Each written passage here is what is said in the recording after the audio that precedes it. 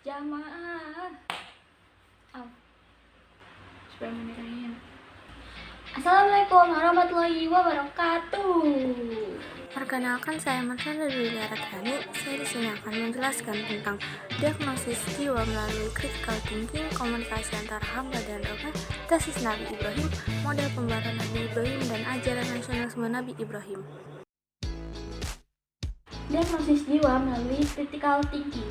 Mengenal diri sendiri. Imam Ghazali berkata, ketahuilah sesungguhnya kunci mengenal Allah melalui mengenal jiwamu. Jiwamu adalah mesin kepemimpinanmu. Allah menciptakan manusia di muka bumi ini sebagai khalifah. Khalifah membawa kita pada misi ilahiyah adalah misi penyembahan. Critical thinking alat diagnosis jiwamu. Critical thinking adalah proses berpikir yang aktif dan terampil dalam menyusun pemahaman tauhid. Memahami sifat-sifat Allah yang telah dicontohkan oleh Nabi. Identifikasi sifat jiwamu.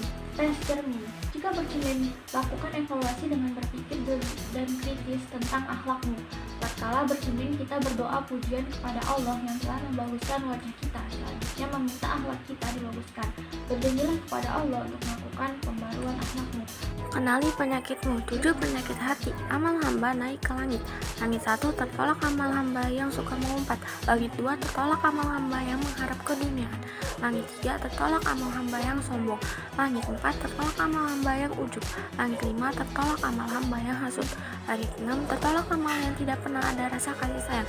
Langit 7, tertolak amal sumah ingin popularitas. Lalu amal hamba diterima di sisi Allah Subhanahu wa Ta'ala. Komunikasi antara hamba dan Rohnya. Setiap manusia bisa berkomunikasi dengan Allah asal mau dan mengikuti perintahnya. Allah adalah Maha Penguasa tertinggi dalam jagat raya. Kita adalah makhluk ciptaannya yang kecil dan lemah. Sangat tidak wajar jika kita tidak mau sama sekali berkomunikasi dengan Allah. Sesungguhnya kitalah yang membutuhkannya. Pikiran dan hati adalah alat utama untuk berkomunikasi dengan Allah karena kita tidak mungkin bertemu secara fisik dengan Allah. Allah Maha tahu tentang segala hal, terutama keadaan hati dan pikiran hambanya. Allah selalu menjawab doa-doa kita baik tulisan atau dalam hati.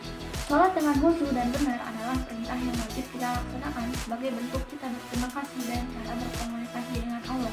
Maka Rasulullah bersabda, "As-sholatu mi'rajul mu'min." Sholat itu adalah mi'rajnya orang mukmin. Jika kita terbiasa berdialog dengan Allah, secara otomatis kita selalu dapat bimbingannya dalam mengatasi berbagai masalah yang menghampiri. Banyak orang atau bahkan kita sendiri yang mengerjakan sholat dengan asal-asalan hanya dijadikan ritual wajib dan dipenuhi, maka tidak akan merasakan nikmatnya berkomunikasi dengan Allah. Jika kita sudah terbiasa mengerjakan sholat 5 waktu, mari membiasakan juga sholat sunnah, terutama sholat tahajud. Rasulullah semasa hidupnya tidak pernah meninggalkan sholat malam. Itulah berkomunikasi yang baik dan benar antara hamba dan Rohnya. Tesis Nabi Ibrahim. Kisah Nabi Ibrahim sangat menarik untuk dipelajari dan diambil keteladanannya. Salah satu yang dibahas adalah proses berpikir Nabi Ibrahim dalam berdialog kepada Allah Subhanahu wa Ta'ala. Dialog yang dilakukan oleh Nabi Ibrahim dalam hal ini didasari oleh beberapa faktor, yaitu karakteristik pribadi, proses berpikir, dan orientasi tujuan dialog. Nabi Ibrahim memiliki kualitas karakteristik pribadi yang mampu bersikap taat dan patuh pada Allah Subhanahu wa Ta'ala, berani menegakkan keadilan, jujur, peduli, sabar, ikhlas, dan ingin tahu tentang suatu hal. Dialog Nabi Ibrahim kepada Allah diawali dari karakter pribadi yang senantiasa ingin tahu terkait suatu hal. Keinginan tahuan tersebut ditunjang oleh pola pemikiran Nabi Ibrahim yang rasional dan kritis dalam memandang suatu persoalan. Dialog Nabi Ibrahim kepada Allah menghasilkan suatu pengetahuan dan ilmu yang diterima secara kritis serta dihayati secara cermat dan teliti semata-mata hanya untuk mengharap ridho Allah Subhanahu wa Ta'ala.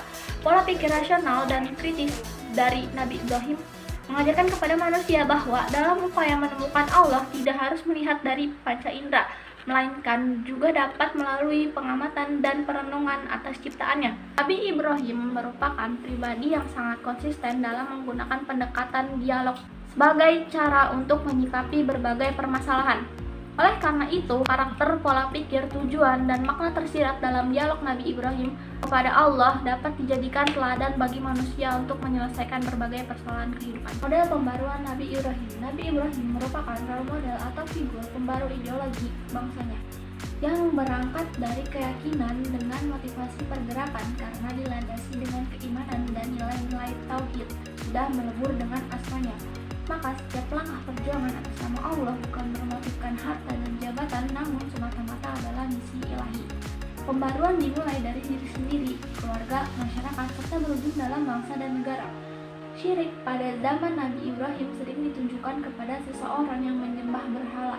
Begitu pula pada saat nenek moyang kita terdahulu yang masih mengenal animisme dan dinamisme atau bisa dikatakan dengan kepercayaan. Namun, lain halnya dengan zaman sekarang yang berhormat kepada bendera dianggap syirik.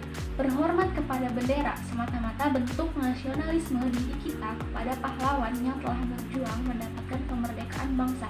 Sikap nasionalisme telah diajarkan oleh Nabi Ibrahim di mana beliau mengubah mindset seorang yang syirik bahwa Tuhan yang mereka sembah tidak berdaya, tidak dapat mengabulkan apapun yang diminta mereka.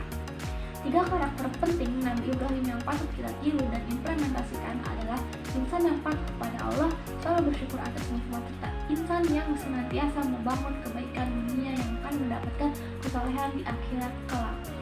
Ajaran nasionalisme Nabi Ibrahim.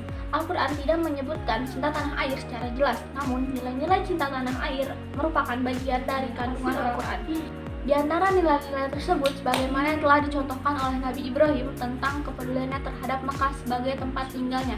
Beliau memohon kepada Allah agar Mekah menjadi negeri yang aman, sejahtera penduduknya, dan berkualitas generasinya.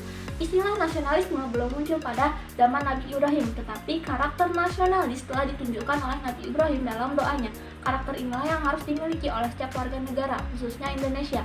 Setiap muslim, khususnya warga muslim Indonesia, perlu berdoa untuk keselamatan dan keamanan wilayah tempat tinggalnya, dan agar penduduknya memperoleh rezeki yang melimpah.